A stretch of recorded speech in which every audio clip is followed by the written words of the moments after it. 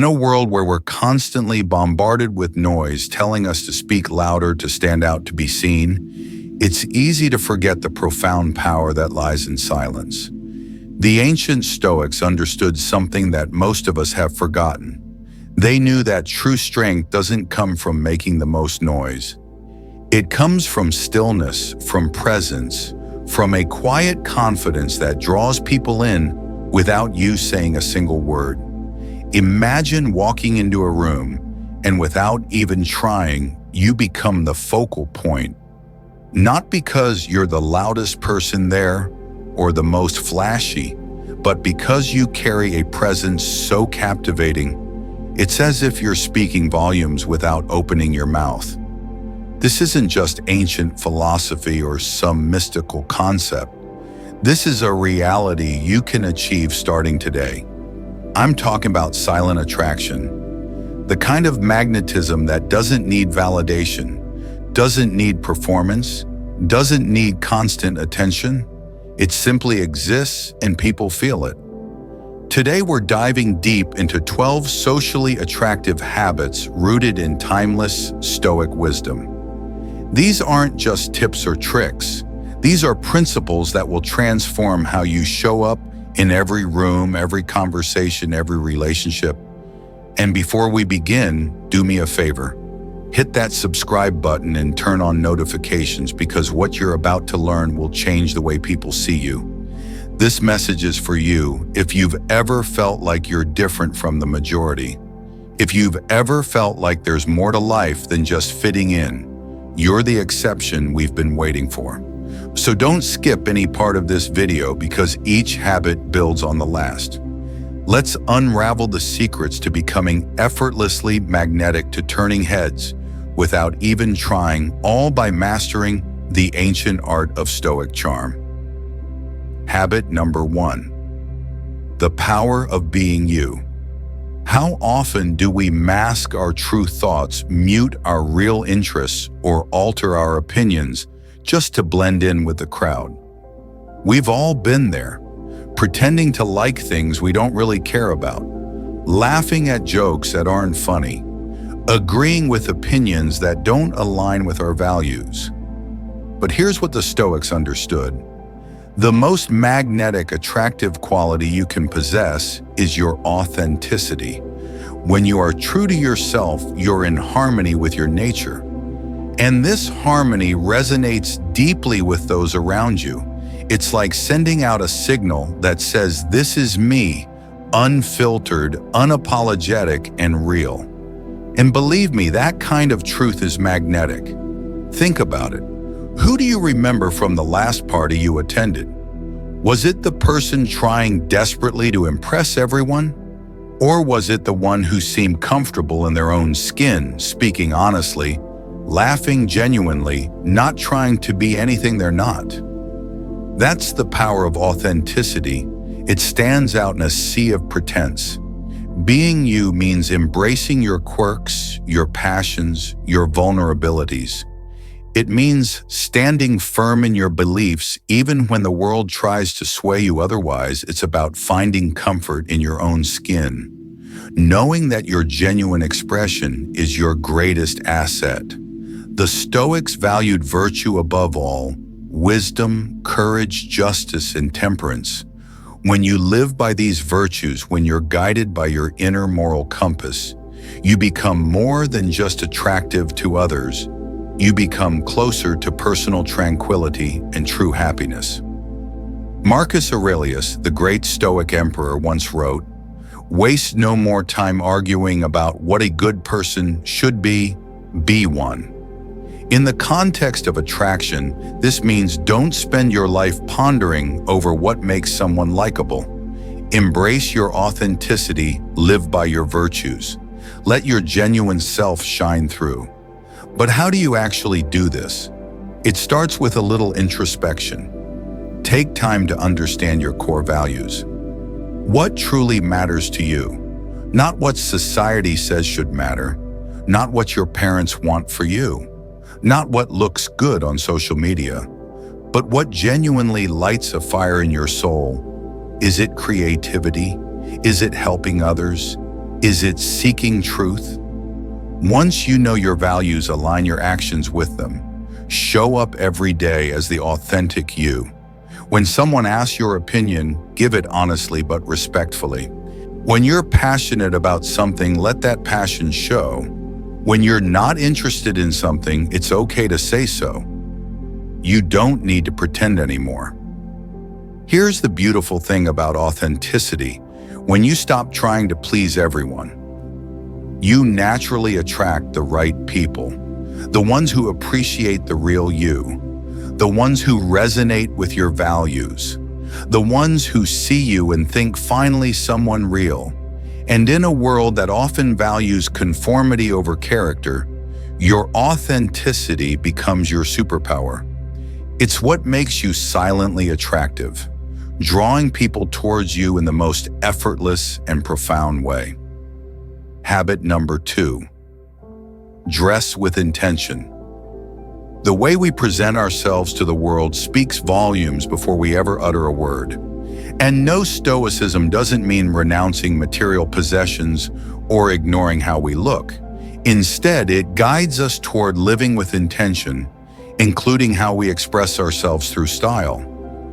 Think about the last time you wore something that felt completely right, something that wasn't just following a trend but actually represented who you are. How did you feel? Confident? Comfortable? Maybe even a bit invincible? That's because aligning your external appearance with your internal world amplifies your authenticity. Stoicism teaches us the value of authenticity and simplicity. When it comes to style, this doesn't mean wearing plain clothes or adopting a minimalist aesthetic. It means choosing garments that resonate with your true self. Clothes that reflect your personality, your values, and the roles you play in life. It's about making deliberate choices that harmonize with your inner essence, rather than mindlessly following every trend that comes along. Let me give you an example. Imagine two people at a business meeting. One is wearing an expensive designer suit because everyone says that's what success looks like. But they're uncomfortable constantly adjusting their collar, not quite themselves. The other person is wearing something that fits their style. Maybe it's classic, maybe it's creative, but it's authentically them.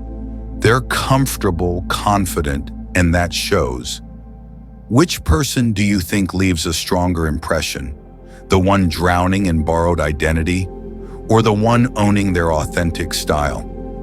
Style goes beyond just clothes too. It's your entire aesthetic, the way you wear your hair, the accessories you choose, even how you maintain your appearance. Each choice is a brushstroke in the masterpiece that is you. And Stoicism encourages us to make these choices consciously to ensure they're adding value, not just noise. Here's a practical approach. Open your wardrobe right now in your mind. Look at each piece and ask yourself, does this align with my values? Does this reflect who I am or who I'm trying to be? Does wearing this make me feel more like myself or less? If a piece doesn't pass this test, it might be time to let it go. Not because it's not fashionable, but because it's not authentically you. Remember, your style will evolve as you grow, as you navigate through life's changes. And that's perfectly okay. The key is to remain true to yourself through these transitions. Allow your external expression to evolve with your internal journey. Don't get stuck wearing the same style from 10 years ago if it no longer represents who you are. But also don't chase every trend if it doesn't resonate with you. The goal isn't to impress others with expensive brands or the latest fashion. The goal is to express your true self in a way that's genuine and unforced. When you dress with intention, when your style authentically represents who you are, people notice. Not because you're wearing something flashy, but because you're radiating a sense of self that's uniquely yours.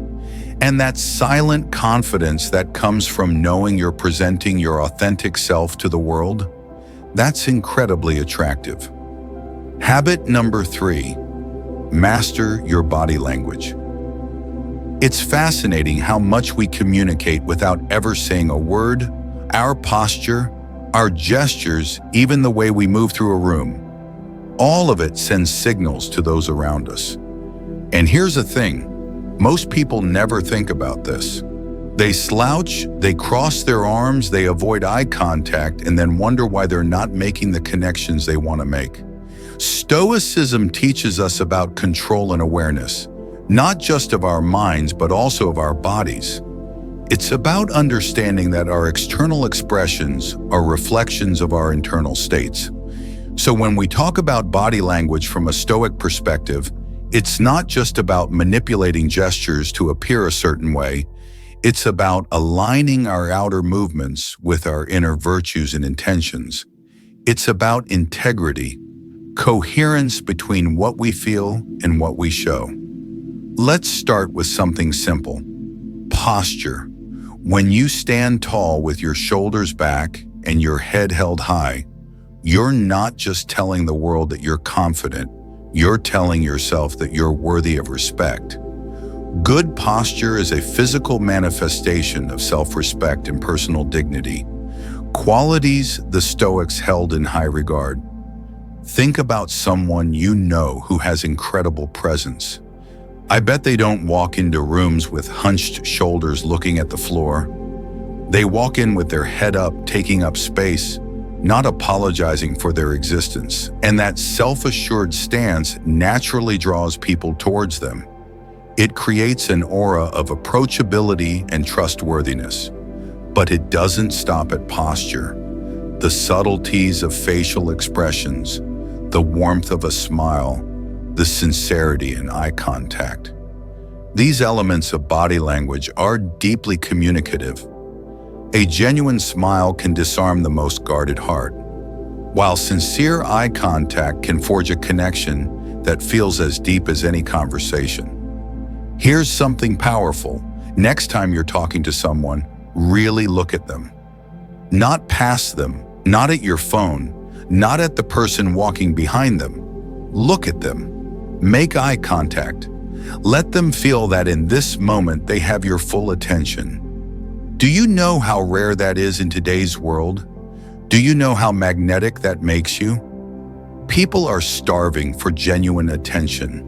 When you give it to them through your body language, you become unforgettable. Stoicism encourages us to be present and mindful in every moment, and this extends to our body language. Being truly present means being aware of how we're physically engaging with those around us. It's about ensuring our body language reflects our genuine feelings and intentions, whether it's showing empathy, openness, or simply a readiness to engage. Let me give you a practical exercise. For the next week, pay attention to your body language. When you're talking to someone, are you facing them fully? Are your arms crossed, creating a barrier? Or are they open, inviting connection? Are you fidgeting, appearing nervous?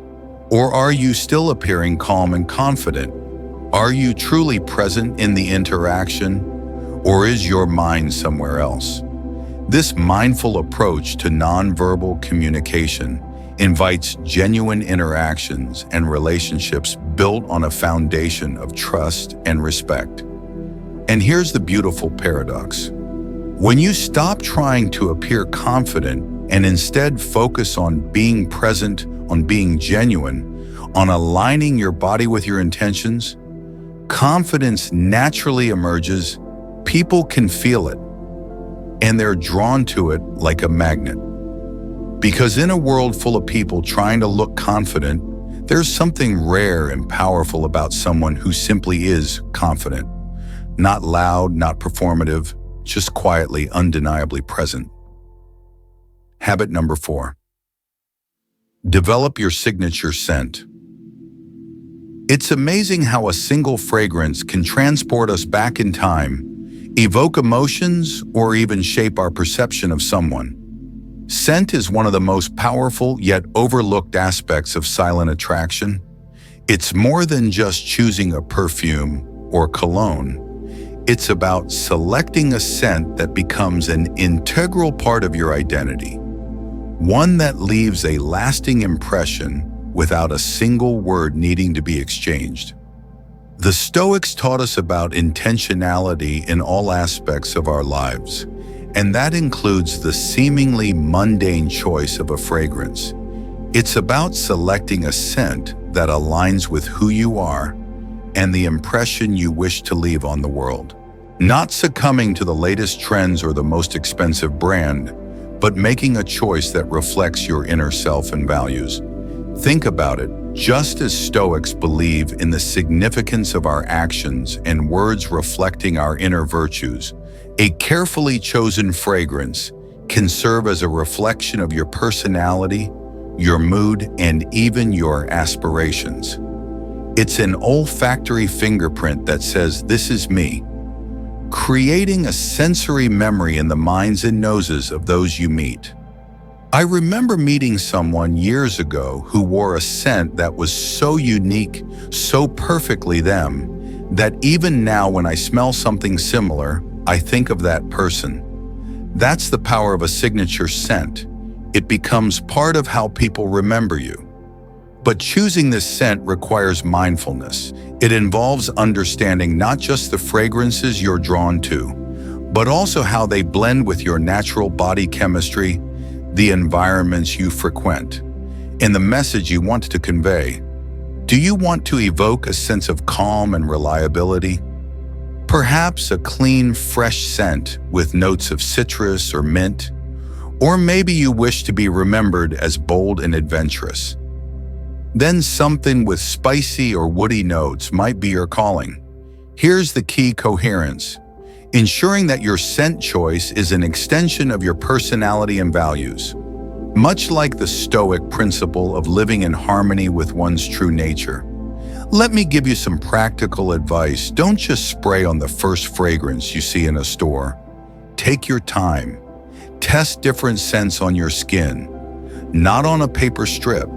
Your body chemistry will interact with the fragrance differently. Wear it for a day. See how it evolves. See how it makes you feel. Do you feel like a more confident version of yourself? Or does it feel like you're wearing someone else's identity? And remember, the Stoic practice of moderation applies here as well. It's not about overwhelming those around you with an intense fragrance. It's about choosing a scent that invites them closer, that whispers rather than shouts, a scent that lingers in a room, leaving a subtle yet indelible mark. Much like the quiet but profound impact we hope to have on the world through our actions and choices guided by Stoicism. Your signature scent should be like your presence, noticeable but not overpowering, memorable but not overwhelming, distinctive but not desperate for attention. When someone catches a whiff of your scent as you walk by, they should think, "I want to know more about that person."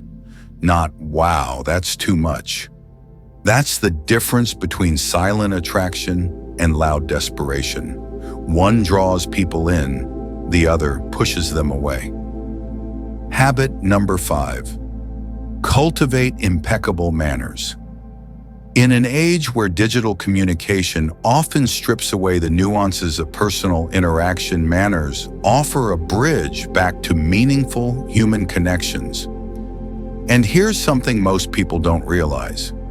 Good manners aren't about being fake or overly formal. They're about showing genuine respect for others' dignity and time. The Stoics viewed courtesy as a virtue, a reflection of inner character and self-discipline. It wasn't just about following social rules. It was about embodying respect and consideration in every interaction. Think about the last time someone held the door for you or said thank you with genuine warmth. How did it make you feel? Probably good, right? Seen, valued, respected. Now think about the last time someone cut in line, or didn't acknowledge your presence. Not so good, right? These small acts, simple as they seem, speak volumes about a person's character, saying please and thank you, holding doors for others, making eye contact when someone's speaking, being punctual. These aren't just arbitrary rules of etiquette. They're expressions of respect. They say, I see you, I value you, your time matters, your presence matters. Let me share something powerful. In today's world where so many people are buried in their phones, ignoring those around them, where rushing and rudeness have become normalized, impeccable manners make you stand out like a lighthouse in the fog. Imagine you're at a coffee shop. You order your drink.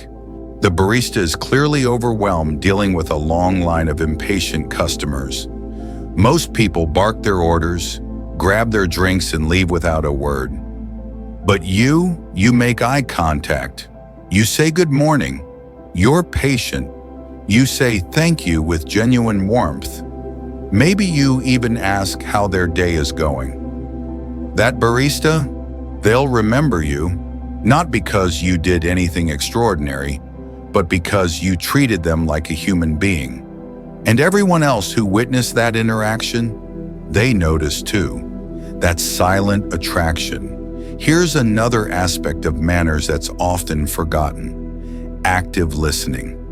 When someone is speaking to you, put your phone away, turn your body towards them, give them your full attention.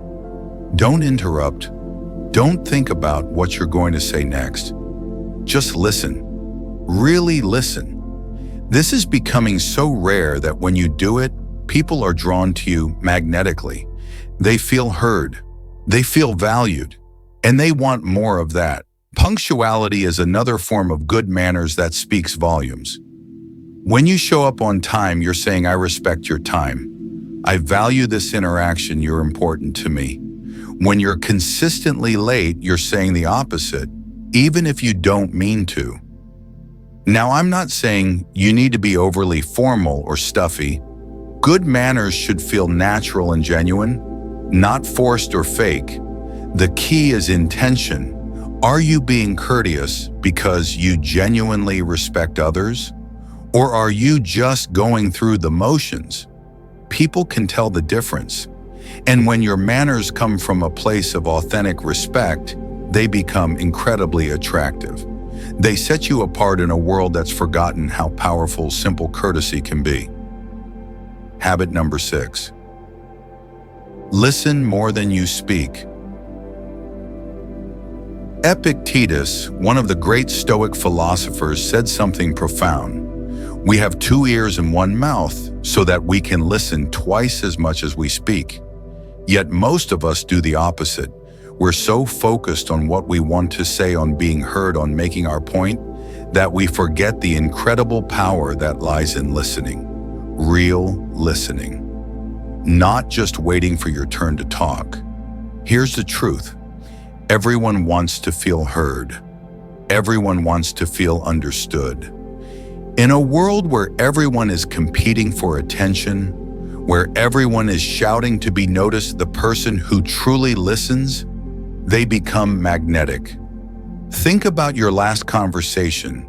Were you fully present, or were you thinking about what you'd say next? Were you checking your phone, looking around the room, planning your response while they were still talking? Most people do this, and that's exactly why most people aren't truly connecting with others. True listening means being fully present, resisting the urge to interrupt, resisting the urge to formulate your response while the other person is still speaking. It means giving someone the gift of your complete attention. Let me tell you what happens when you master this. People open up to you. They share things they wouldn't normally share. They trust you. They feel safe with you.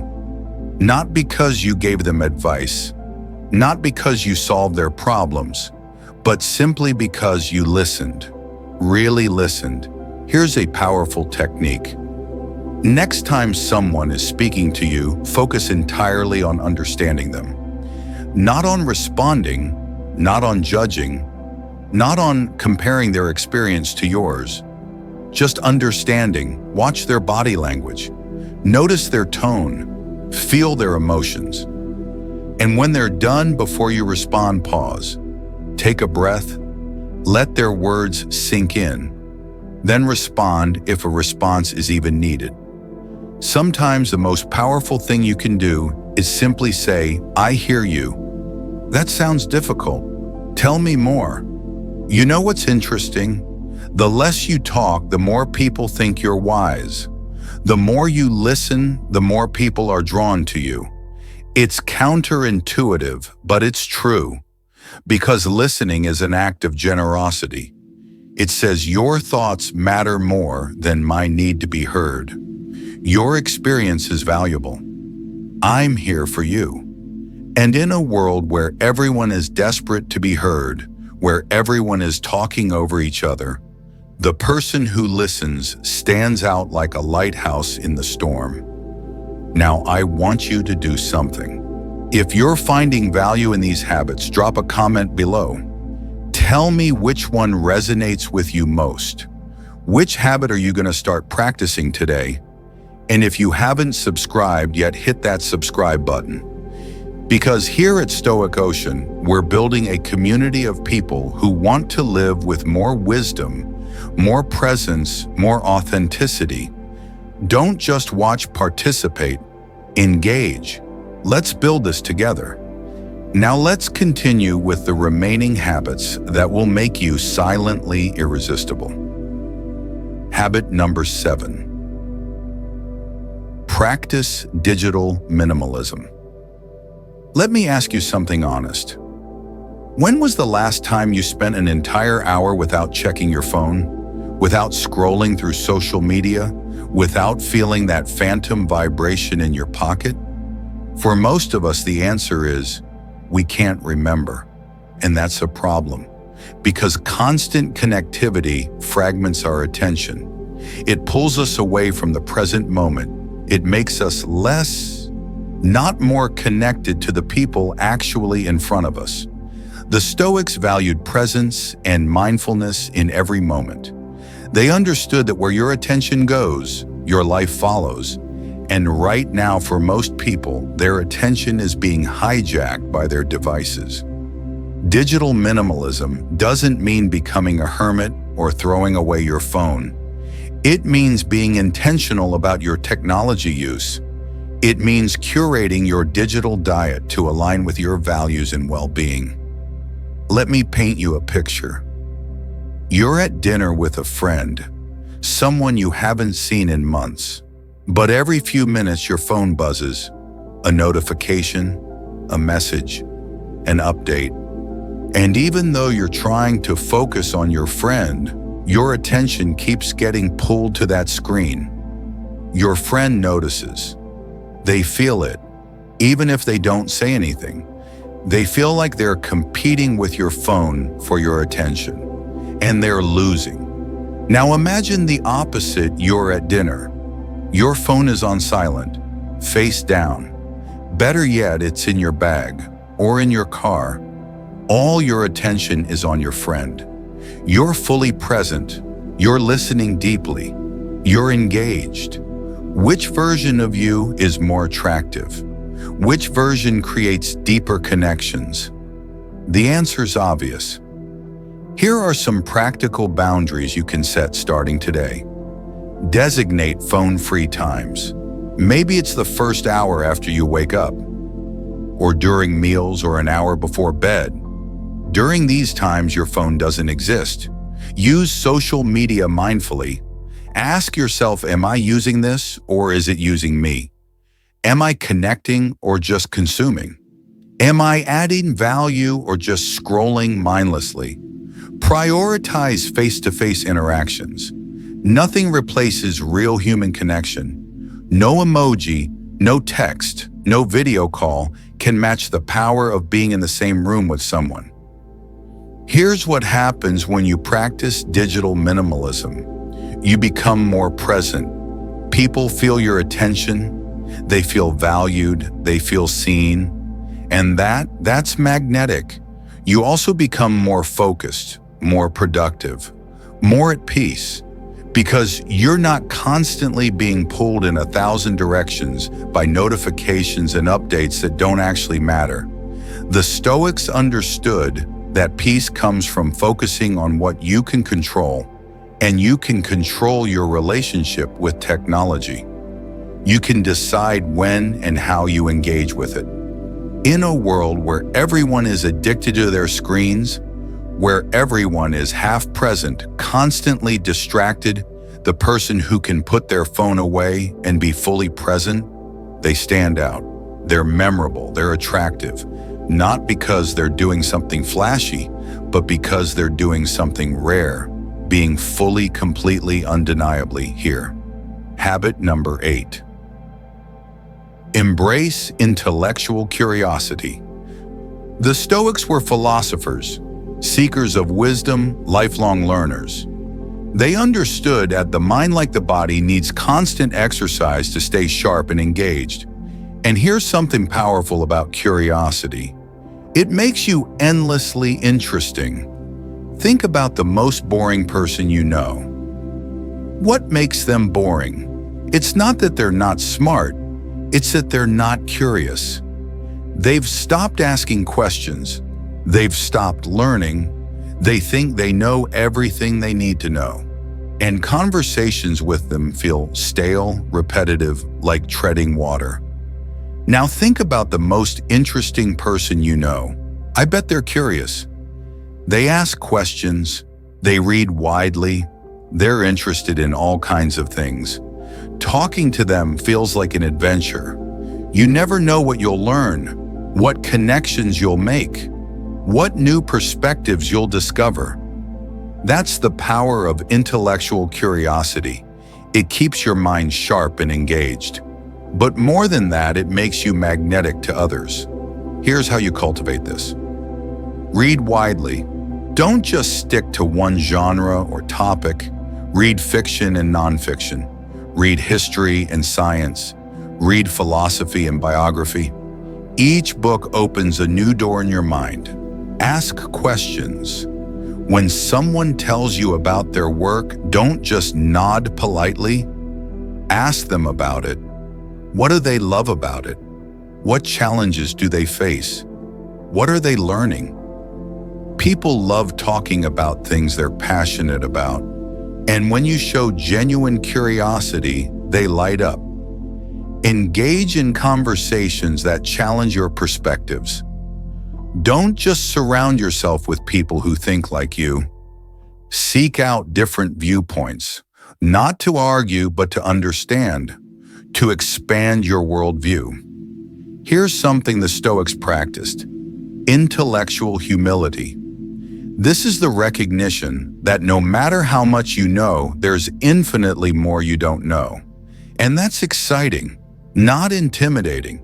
When you approach life with this mindset, you become a perpetual student, always learning, always growing, always evolving. And people are drawn to that because growth is attractive, stagnation is not. Let me give you an example. You're at a party. Someone mentions a topic you know nothing about. Most people would either tune out or fake knowledge they don't have. But you lean in. You say, I don't know much about that. Tell me more. What's fascinating about it? And suddenly that person is energized. They're excited to share their knowledge, and you're learning something new. That's intellectual curiosity in action. And it's incredibly attractive because it shows you're not trying to be the smartest person in the room. You're trying to be the most interested. And interested people are interesting people. Here's the beautiful paradox. The more you admit what you don't know, the wiser you appear. The more questions you ask, the more intelligent people think you are. Because true intelligence isn't about having all the answers. It's about asking the right questions. So read more, ask more, learn more. Stay curious, stay humble, stay hungry for knowledge and understanding. Your mind will thank you, and people will be drawn to your endless fascination with the world. Habit number 9. Develop emotional intelligence. The Stoics weren't emotionless robots. That's a common misconception. They deeply understood emotions. They just believed in understanding and managing them, rather than being controlled by them. And that's what emotional intelligence is all about. Emotional intelligence has 4 main components: self-awareness, understanding your own emotions, self-regulation, managing your emotions effectively, empathy, understanding others' emotions, and social skills. Navigating relationships with wisdom and grace. Let's break these down. Self-awareness means knowing what you're feeling and why most people go through life on autopilot, reacting to emotions without understanding where they come from. Someone cuts them off in traffic and they're furious, but they don't stop to examine that fury. What's really driving it? Is it the cutoff, or is it deeper? Maybe stress from work, maybe feeling disrespected, maybe old wounds being triggered. When you develop self-awareness, you start to see these patterns. You start to understand your emotional landscape, and that gives you power over it. Self-regulation is the next step. It's not about suppressing emotions. It's about responding to them wisely. Let's say someone says something that triggers you. Low emotional intelligence is snapping back immediately. High emotional intelligence is feeling that, trigger recognizing it, taking a breath, and then choosing how to respond. Not reacting, responding. There's a huge difference. Marcus Aurelius wrote in his Meditations that we have power over our minds, not outside events. Realize this and you will find strength. That's emotional intelligence in action. Now let's talk about empathy. This is the ability to understand and share the feelings of another, not just sympathize from a distance, but truly understand what someone else is experiencing. Here's a practical way to develop empathy. When someone is sharing with you, don't immediately compare it to your own experience. Don't jump in with, well, when that happened to me. Instead, put yourself in their shoes. Feel what they're feeling. Understand their perspective. Then respond from that place of understanding. People can tell when you're truly empathizing with them versus just waiting to share your own story. And true empathy, it's incredibly bonding. Finally, social skills. This is about navigating relationships with wisdom. Knowing when to speak and when to listen. Knowing how to handle conflict constructively. Knowing how to make people feel comfortable and valued. Here's the thing about emotional intelligence. It makes you incredibly attractive. Not in a flashy way, but in a deep, genuine way. Because people feel safe with you. They feel understood. They feel like you get them. And that's rare. Most people are so caught up in their own emotions, their own reactions, their own stories that they can't truly connect with others. But when you develop emotional intelligence, when you master your inner world, you become someone who can navigate the outer world with grace. Someone who doesn't lose their cool when things get tough. Someone who responds thoughtfully rather than reacting impulsively. Someone who makes others feel heard and understood. That's the power of emotional intelligence, and it's one of the most attractive qualities you can develop. Start today. Pay attention to your emotions. Name them, understand them, manage them wisely, and watch how your relationships transform. Habit number 10. Show consistency and reliability. Marcus Aurelius emphasized consistency and character throughout his writings. He understood that trust is built slowly through repeated reliable actions, not through grand gestures or promises, but through showing up day after day, being who you say you are. Think about the people you trust most in your life. Why do you trust them? I bet it's because they've been consistent. They do what they say they'll do. When they make a commitment, they keep it. When they say they'll be there, they show up. That consistency over time builds trust, and trust is the foundation of all meaningful relationships. Now think about someone you don't trust. I bet they're inconsistent. Sometimes they're one way, sometimes they're another.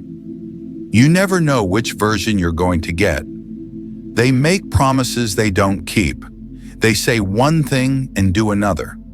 That inconsistency creates doubt, uncertainty, a lack of trust. Here's the thing about reliability. It's not flashy. It's not exciting. It doesn't make for good social media content, but it's one of the most attractive qualities you can have, because in a world where everyone is flaky, where plans change at the last minute, where people ghost and disappear, being reliable makes you stand out like a diamond in the rough. Let me give you some concrete examples. If you say you'll call someone, call them. If you commit to meeting someone, show up on time. If you promise to help with something, follow through. These seem simple, but most people don't do them. Most people overcommit and underdeliver. They say yes to everything and then bail when something better comes along. But you're different. You're thoughtful about your commitments. You don't say yes to everything, but when you do say yes, people know you mean it. That's powerful. Here's another aspect of consistency: being steady in your values and principles, not changing who you are based on who you're with, not being one person at work, another person with friends, and another person at home, being fundamentally the same person in all contexts. Now, this doesn't mean being rigid. It doesn't mean you can't grow or change or adapt to circumstances. Of course you can, but your core values, your fundamental character should remain steady. When people know what to expect from you, when they know you're the same person today as you were yesterday and will be tomorrow, they relax around you, they trust you, they feel safe with you, and that creates deep connections. The Stoics believe that character is destiny, that who you are determines where you end up in life, and consistency is a huge part of character. It's the difference between someone who talks about their values and someone who lives them, between someone who makes promises and someone who keeps them, between someone who is here today, gone tomorrow, and someone who is a steady, reliable presence in your life. So be that person. Be consistent, be reliable, show up, follow through, and keep your word, not because it's easy or convenient, but because it's who you are. And watch how people start to trust you, rely on you, and be drawn to your steady, unshakable presence. Habit number 11. Practice gratitude and humility. The Stoics practice daily gratitude, not as some positive thinking exercise, but as a genuine recognition of the fortune and contributions others have made to their lives. And here's what's interesting about gratitude and humility. They're incredibly attractive qualities, but not in the way you might think. Think about someone who's always complaining, always focusing on what's wrong, always seeing the negative. How do you feel around them? Probably drained, right? Now think about someone who appreciates what they have, who expresses genuine gratitude, who sees the good in situations and people. How do you feel around them? Probably uplifted, energized. That's the power of gratitude. It not only changes how you experience life, it changes how others experience you. Gratitude means acknowledging that you didn't get here alone, that other people helped you, that circumstances fell in your favor, that you've been fortunate in ways you might not even realize. This recognition keeps you grounded, it keeps you humble, And humility is magnetic. Not the false humility where you pretend to be less than you are, but genuine humility, knowing your worth while also recognizing that you don't have all the answers, that you can learn from anyone, that your way isn't the only way. Seneca wrote that true greatness consists in being great in little things, and gratitude is one of those little things that has a huge impact. Here's a practical gratitude practice. Every evening before you sleep, think of 3 things you're grateful for that day. Not just big things, little things too. The smile from a stranger, the coffee that tasted just right, the friend who texted to check in. When you train your mind to look for things to appreciate, you start seeing them everywhere, and that changes your entire experience of life. Now let's talk about humility in relationships. When someone achieves something, do you genuinely celebrate them, or do you feel a twinge of envy? Humility means being able to celebrate others' successes without feeling like it diminishes your own worth. It means recognizing that someone else winning doesn't mean you're losing. It means being secure enough in yourself that you can genuinely be happy for others. And people feel this. When you genuinely celebrate them, they're drawn to you. When you're envious or competitive, they feel it and pull away. Here's another aspect of humility: admitting when you're wrong, apologizing when you mess up, not making excuses, not blaming others, just owning your mistakes and learning from them. This takes incredible strength. Most people would rather die than admit they're wrong. They'd rather lose a relationship than lose an argument. But you're different. You care more about truth than being right. You care more about the relationship than your ego. And that's incredibly attractive. Seneca also said that we should live as though we're always in the public eye, cultivating virtue whether seen or unseen.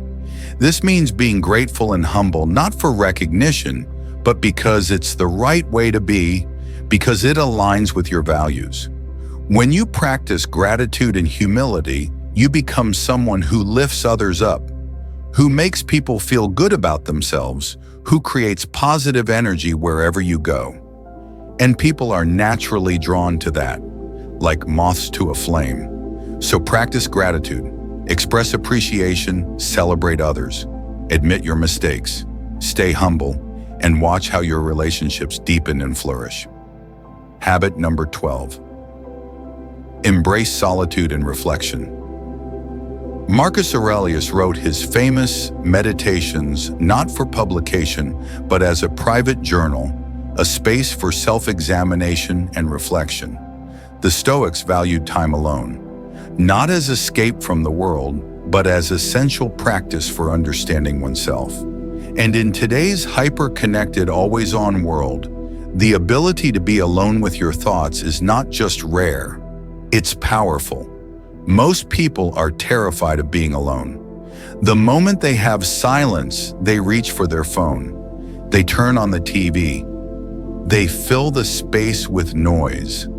Anything to avoid being alone with themselves. But here's what they're missing. Solitude is where you get to know yourself. It's where you process your experiences. It's where you figure out what you really think versus what you've been told to think. It's where you connect with your inner wisdom. When you're comfortable in your own company, it shows. People can sense that you don't need them to complete you, that you're whole on your own. And paradoxically, that makes you more attractive. Because neediness repels, self-sufficiency attracts. Here are some ways to embrace solitude and reflection. Start a journal. Spend 15 minutes each day writing your thoughts. Not for anyone else to read, just for you. To process, to reflect, to understand yourself better. Take walks alone, without your phone, without headphones. Just you, your thoughts, and nature. Let your mind wander. Practice meditation. Even just 10 minutes a day of sitting quietly observing your thought without judgment. This builds incredible self-awareness. Schedule regular alone time. Not because you're antisocial, but because you value your relationship with yourself. Here's what happens when you regularly practice solitude and reflection. You become more self-aware. You understand your patterns, your triggers, your desires. You make better decisions because you're not constantly reacting. You're reflecting and choosing. You become more creative because creativity needs space. It needs quiet. It needs solitude to emerge. You develop a quiet confidence, not the loud look at me kind, but the deep, unshakable kind that comes from knowing yourself and being comfortable with who you are. Marcus Aurelius would start each day with reflection, reminding himself of Stoic principles, preparing himself mentally for whatever the day might bring. You can do the same. Before the chaos of the day begins, take a moment of solitude. Connect with yourself. Set your intentions. Remember your values. And here's the beautiful thing. When you're comfortable being alone, you're better in company. You're not desperately seeking validation. You're not filling silence with nervous chatter. You're just present, grounded, at peace. And people feel that peace when they're around you. It's like standing next to a calm lake on a sunny day. There's something soothing about it, something that makes people want to stay. So embrace solitude. Don't fear it. Use it to get to know the most important person you'll ever meet, yourself. Now we've covered all 12 habits, but knowing them isn't enough. You have to actually practice them. And that's what separates those who transform from those who just learn interesting information. These 12 habits work synergistically. Each one amplifies the others. When you're authentic and you dress with intention, your style becomes a genuine expression of who you are. When you master body language and practice emotional intelligence, your presence becomes magnetic. When you listen more and cultivate good manners, your relationships deepen. When you practice digital minimalism and embrace intellectual curiosity, your mind becomes sharp and present. When you show consistency and practice gratitude, people trust you and feel valued around you. And when you embrace solitude and reflection, you develop the inner strength that makes all the other habits possible. This is the path to silent attraction, not through manipulation or tricks, but through cultivating genuine virtues that naturally draw others to you. The Stoics understood this 2,000 years ago, and it's just as relevant today, maybe even more so, because in a world of noise, silence stands out. In a world of performance, authenticity shines. In a world of constant distraction, presence is powerful. So here's my challenge to you. Don't try to implement all 12 habits at once. That's overwhelming. Start with one, just one. Which habit resonated with you most today? Was it authenticity? Was it listening? Was it solitude? Choose one, practice it for the next 30 days. Make it a non-negotiable part of your daily routine. And watch what happens. Watch how people start responding to you differently. Watch how your relationships deepen. Watch how you become more comfortable in your own skin. And then add another habit, and another. Building slowly but steadily towards becoming the most attractive version of yourself, not attractive in the loud, desperate look at me way, but attractive in a quiet, confident, undeniable way. The kind of attraction that doesn't need to announce itself. It simply exists, and people feel it. So which habit will you start with today? Drop a comment below and let me know. Share your journey with our community because we're all in this together. And if this video has given you value, If it's opened your eyes to a new way of being, do me a favor. Share it with someone who needs to hear this message. Your friend who's trying too hard, your sibling who's lost their way, anyone who could benefit from these timeless Stoic principles. And if you haven't already subscribed to Stoic Ocean, hit that bell icon so you never miss our videos. Because we're building something special here, a community of people who want to live with more wisdom, more presence, more authenticity, people who understand that true strength comes from within, that true attraction is silent, that the most powerful version of yourself is the most authentic version. Remember, you're not like everyone else. You're different. You're the exception we've been waiting for. You're someone who doesn't just consume content, you take action, you implement, you transform. So go out there, practice these habits, become silently attractive, not for others, but for yourself. Because when you do that, when you become the best version of yourself, the right people will naturally be drawn to you. Thank you for watching. Thank you for being part of this community, and I'll see you in the next video. Keep practicing Stoic wisdom. Keep becoming better every day. This is Stoic Ocean, and you are the exception.